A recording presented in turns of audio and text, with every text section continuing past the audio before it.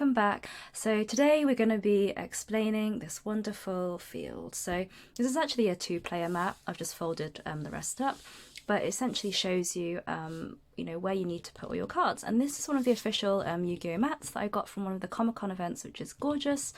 And it actually helpfully just writes out where to put things, but I shall explain them as we go along with a bit more context. So we've put our Harpy cards away just for now, and I'll just show you with my actual deck box and my competitive Yu-Gi-Oh deck.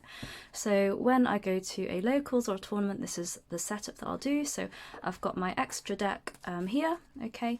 So the extra deck zone goes over here. We'll go into the extra deck at a later date, okay, because it contains more powerful stuff that we can get out onto the field.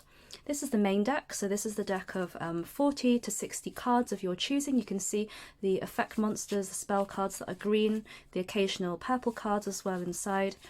Alright, so you can see that's what my main deck is composed of, and the main deck zone goes here on your right, face down. And then you will also have a side deck for a tournament, but we'll talk about that at a much later date. Don't need to concern yourself with that for now. So that is essentially how you set up the field. If you want, you can have a field center card, but I don't have one to show you right now. Typically it would just be kind of like a slightly larger card. I'm just going to use this for example. You just put that there just so that you can line up your play mats, but it's definitely not essential to bring.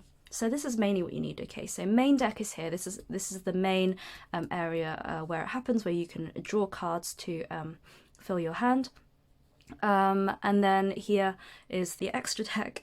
The extra monster zone is over here. So normally when you summon, you will be summoning to the main monster zone. So just focus on this area for now. So I know I said I put the Harpy cards away, but I will actually just get them out to show you a little bit more easily. So when you normal summon or special summon a monster, most of the time it will go here. So you can see that you've got 5 main monster zones that you can put your monsters into. And then the 5 nearest you, it's called the spell and trap zone. So this is where you can place your spell card face up in order to activate it, and it is where you will be setting your trap cards. So purple cards are a little bit unique in the sense that most normal conventional purple cards all need to be what's called set face down on the field and cannot be activated the same turn that you set them typically. So typically you will take your turn, you will normal summon a monster, you know, activate a couple of spells, special summon some stuff out, you know, and then you'll set a card to the field, and then you'll pass turn to your opponent, and then on your opponent's turn you can indeed activate the trap card on your opponent's turn. Okay, so that's just another thing I thought I'd explain. And you can see that I've automatically my hand has just sent this to the graveyard. You can see here, this is the graveyard, and this is where things go once you've either discarded it from your hand. So do you remember with Harpy Channeler, you had to send a card from your hand first as cost to be able to activate her effect. So you can discard a card you don't need in your hand, for example, to the graveyard, okay?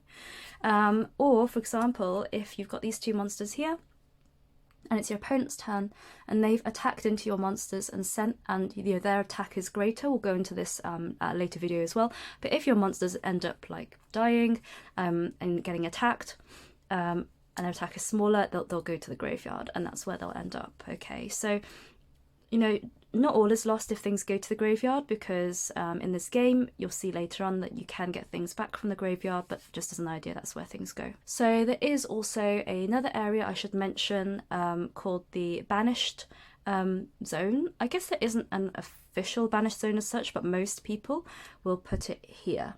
So this is the graveyard.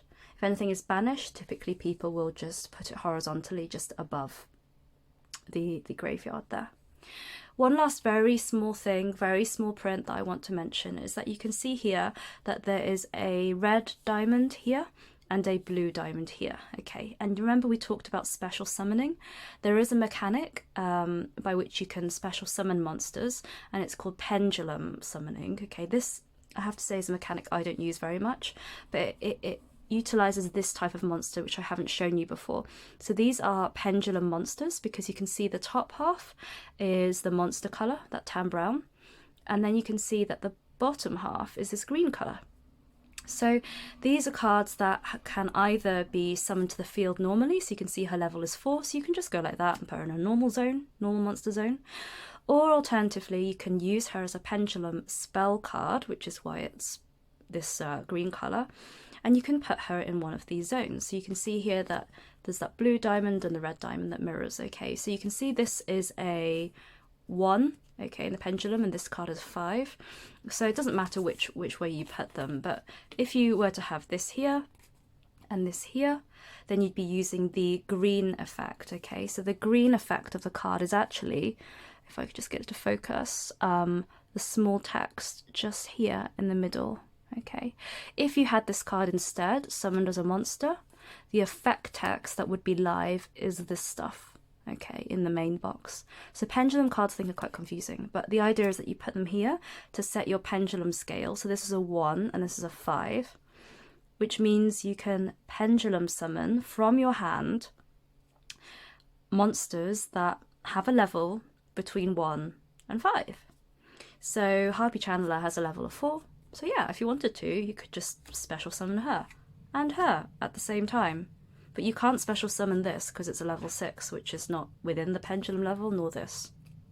So that's the kind of basics of pendulum summoning. But to be honest, I don't want to go into that too much with you guys because it's a mechanic that isn't too popular, I don't know, at the moment. Not many people use it, so I think let's just focus on the basics. So we've gone through the zones, which is fantastic. So let's talk about positioning. So this is really important. So let's use the Harpy cards again, just as an example.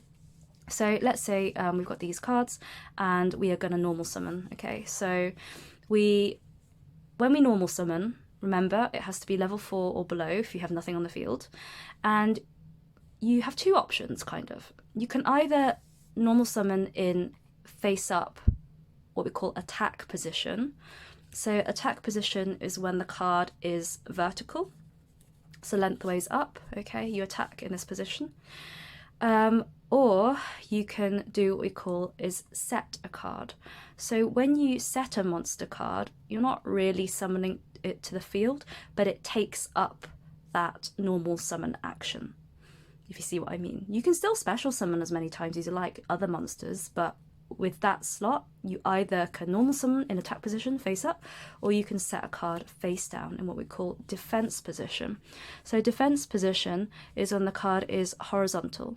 Now that can also be face up. Cards can be face up in defense position, but typically, like when you just set a card, you have to set it face down, and you also can't normal summon in face up defense. Like that's not a thing. You just have to normal summon in face up attack. Or if you're like, oh, my attack's a bit too weak, I don't want to risk that, then yeah, you set your card face down in defense, and the opponent shouldn't know what it is. They shouldn't know what the defense stat on it. So this is why positioning is important, because the position determines which of these numbers is applicable for when we go and talk about the battle phase in our next video. So if this card is in attack position, the main thing you have to worry about is this number, 1300. So does the opponent have a monster that has more than 1300 that can attack into my monster? Okay.